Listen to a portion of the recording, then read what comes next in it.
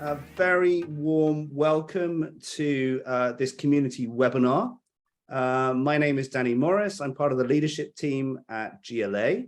And in today's webinar, we're looking at the topic of the transition phase of late achiever and early redefining, why it's significant and why it's important to organizations. Without further ado, let me introduce you to the panel. So from Boston, Massachusetts, Professor Bill Torbert, who many of you will have known from being the inventor of much of this work. Hello, Bill. Hey there.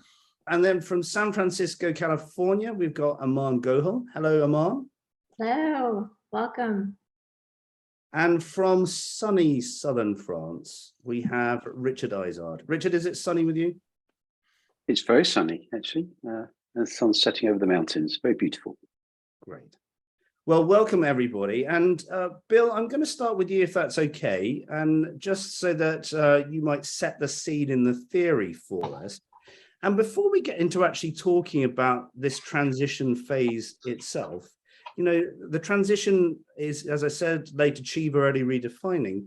But I was thinking about this, that the redefining action logic we know about because it originated from your work. Can you just tell us a little bit about that before we get started in the transition?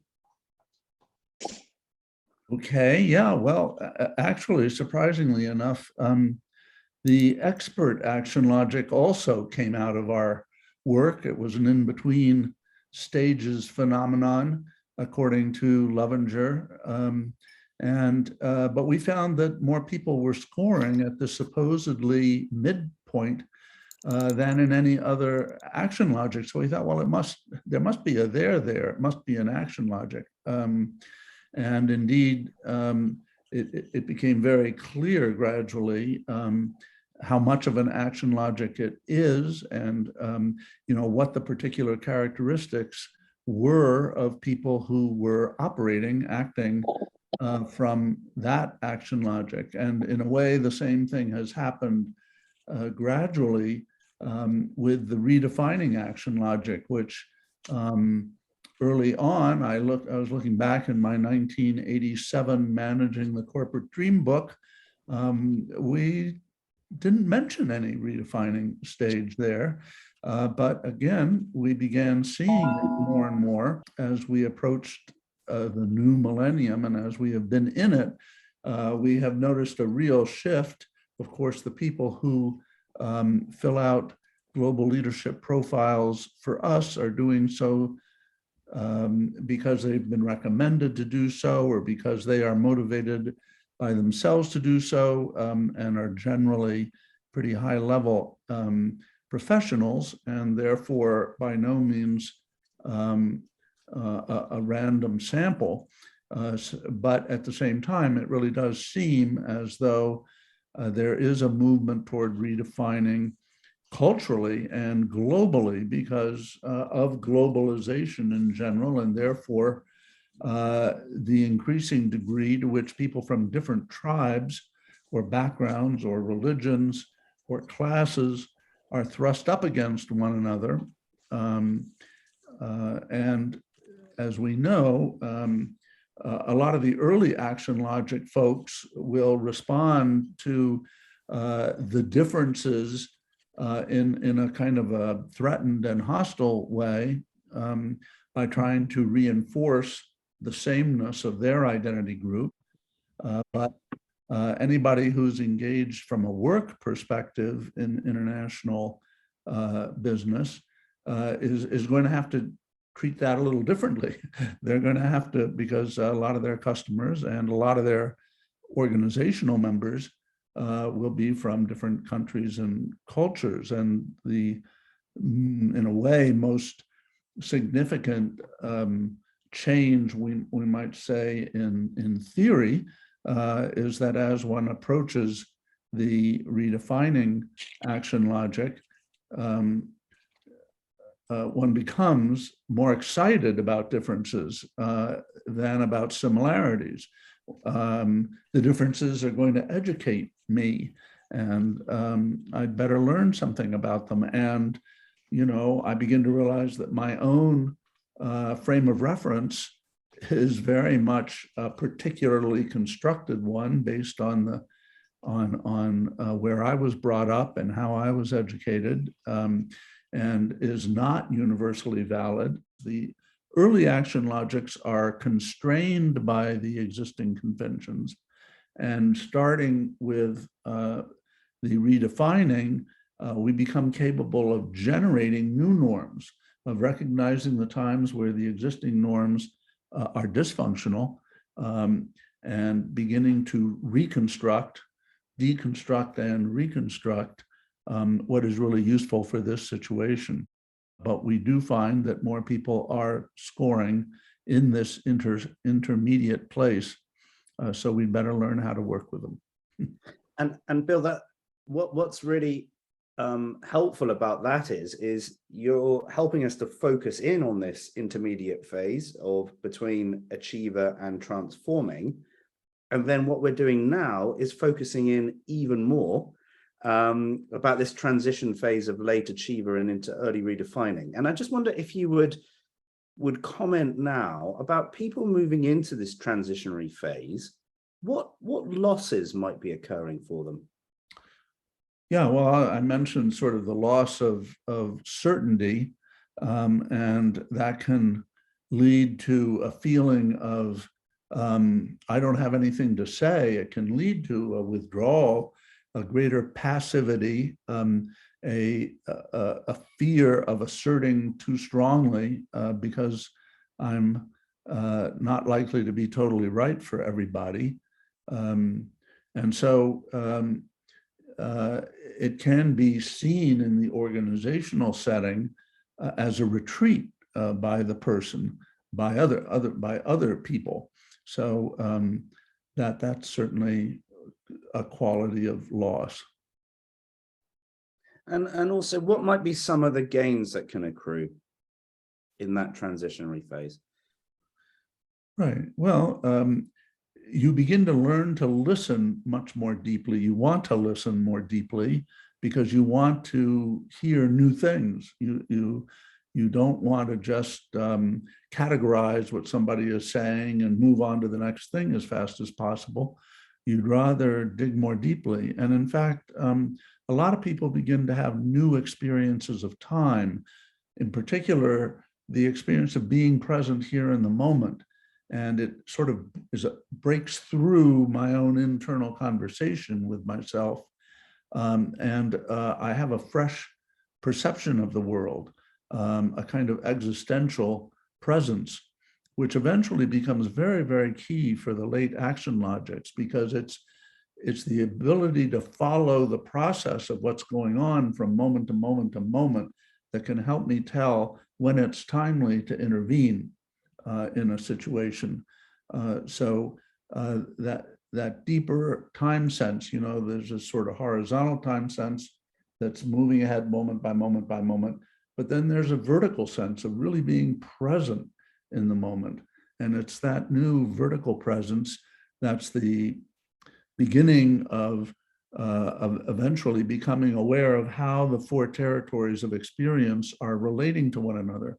My purpose, my strategy, my behavior, and the outcomes. Are they aligned with one another or not? And most of us aren't paying attention enough to the present situation to be able to tell. Love it, Bill. Thank you. I'm going to now turn to Richard to give us something of an organizational view on this. Richard, what do you see as some of the opportunities and risks of this transition that it poses for leaders? Yeah, thanks, Danny. Well, we certainly find that a lot of leaders, it's an exciting stage for leaders, but it's also quite a scary place to be. Bill talked about the certainty that disappears, and there's very much that sense. And it's also quite a deconstructing phase. And so a lot of the assumptions that we've just taken for granted throughout our lives suddenly become, or gradually, but either way, come into question. And that can also be quite destabilizing for leaders, that they suddenly feel this doesn't make sense anymore. And so these objectives I set for my life, well, I've achieved them. So what now?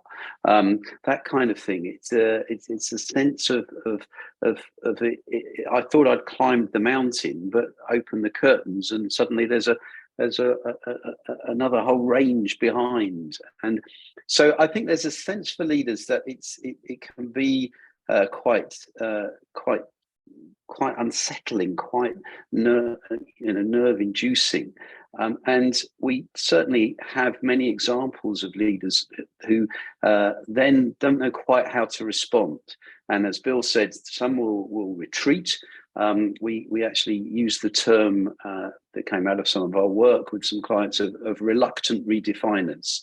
That once you get to this place of thinking differently from the organization, then there's a sense of being rather cut off.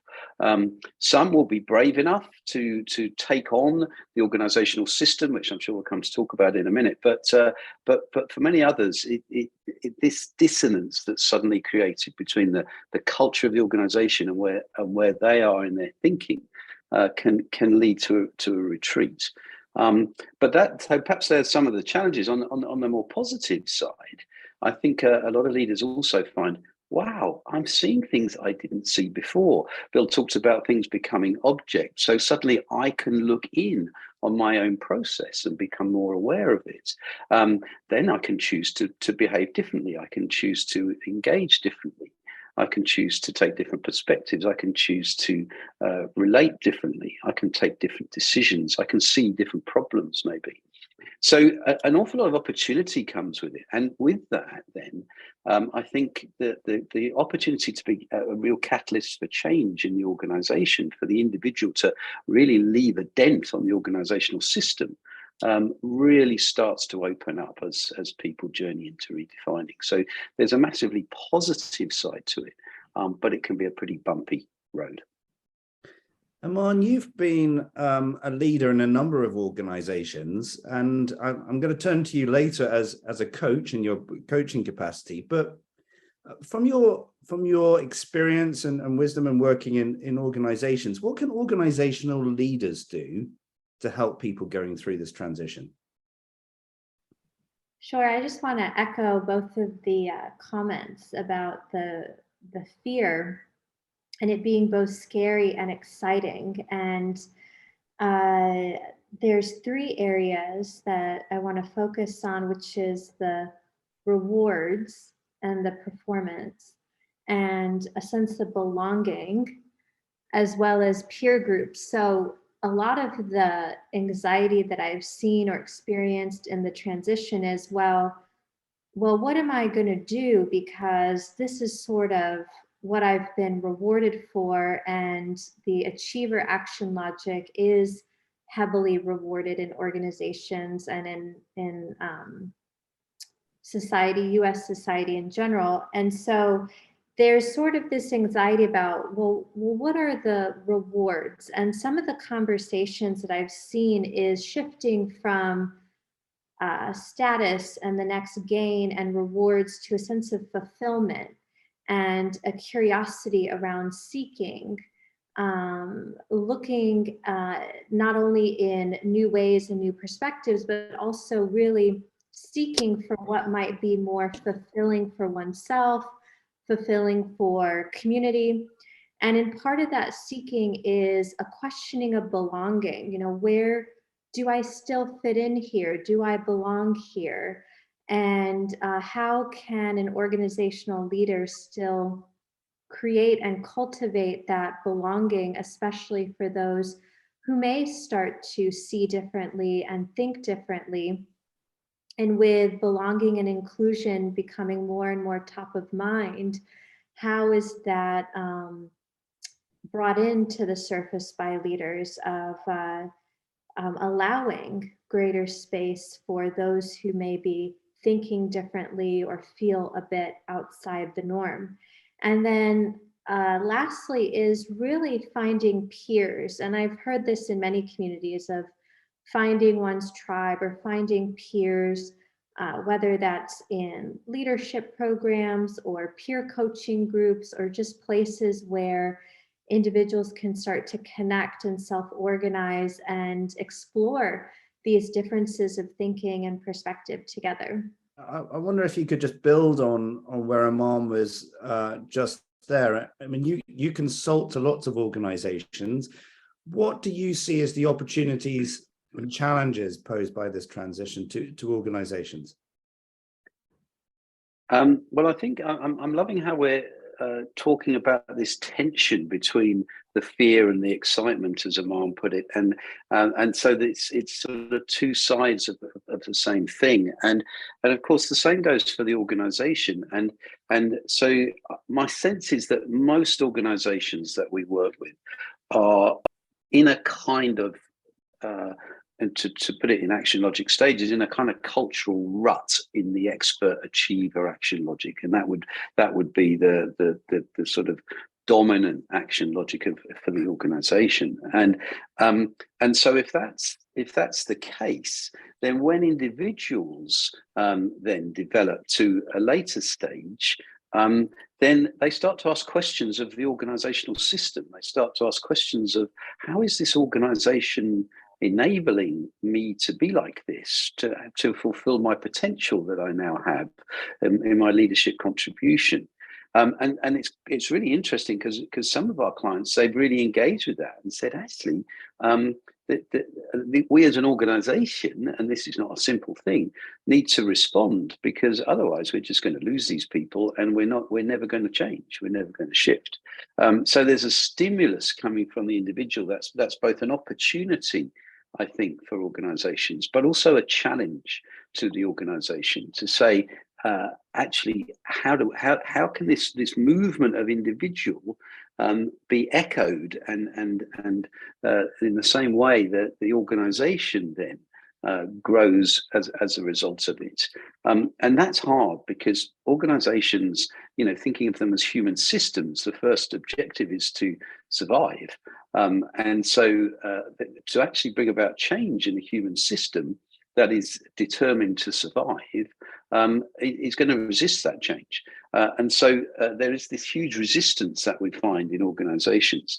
And it's really, as Aman said, when a group of people, finding your tribe, finding a group of people who can come together and say, this needs to be challenged. And then for some people in the organization to say, okay, there's a movement here that's being asked of the organization too. Aman, there'll be a number of people on this call who are coaches and who will be wanting to know what could they do to help people in this transitionary phase. What are your thoughts on that? So my thoughts are that less is more, and I think that's a big lesson I have learned myself with coaching and deepening my own coaching skills is really creating more spaces of allowance. I have actually found at this action logic, moving into more self-questioning and a lot of deep inquiry, that often my clients are practically coaching themselves, and just really creating that space of allowance, and occasionally drawing on some distinctions of really looking at some of that conditioning that Richard was talking about. How does the organization condition identity or behavior? What are the distinctions of oneself versus some of that conditioning that happens? And it can be scary sometimes when I speak with those that are particularly at late achiever, where there's a fatigue with that achiever action logic, and there's still a desire to sort of hold on to what's known. So in that loosening, sometimes I won't bring up, slow down or try this sort of slowing down practice, but I focus a little bit more on, well, what's the opportunity for the pause as opposed to the slow down? And what's the opportunity for the action inquiry, or that in the moment reflection, or just those moments of pause and stillness. So it doesn't have to be sort of this achiever to-do list of mindfulness exercises, but more so just a pause and an honoring of new ways of being.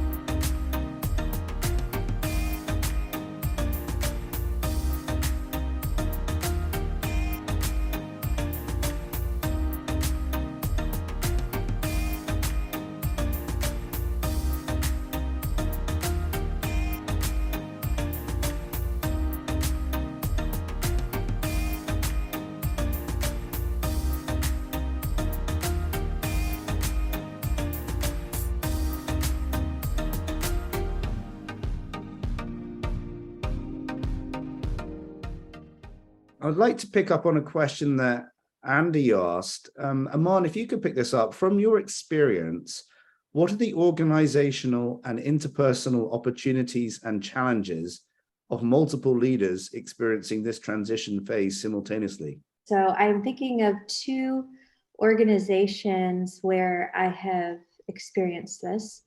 One where there's that developmental transition of multiple leaders. They're relatively in a similar place of transition, and they are unsupported, and there is sort of this suppression at the top and more of a rigid hierarchy or reinforcement of, let's say, an earlier action logic. And in that case, there's quite a groundswell of energy that we've talked about already. And then there's quite a groundswell of attrition, where the frustration has led to seeking other opportunities or seeking other ways to expand or grow or connect.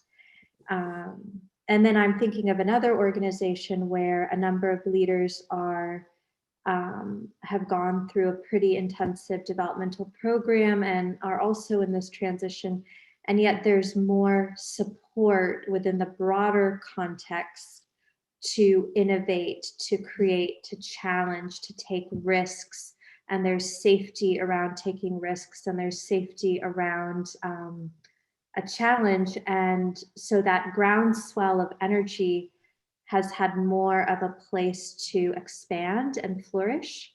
And so that's where really looking at the leadership culture, in addition to the organizational culture, and how that leadership culture is created is really, really very important, of holding and supporting as a scaffold these individual developmental journeys that might be happening.